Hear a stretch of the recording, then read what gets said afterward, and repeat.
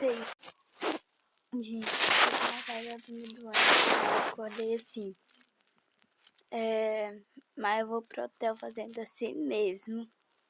Porque lá tem piscina aquecida, então não vai dar nada. Eu já tomei um remédio que eu tenho aqui em casa. Que aí vai melhorar, vamos ver. Gente, eu vou fazer um vídeo pra vocês agora, às 10h49, quando é 11 horas, eu já vou fazer um vídeo pra vocês, eu arrumando a mala ou mochila pra ir no hotel fazenda. Eu sei que hoje ainda é dia 31 e falta ainda 6 dias. Não, hoje ainda não conta mais. Falta 5 dias, eu sei. 5?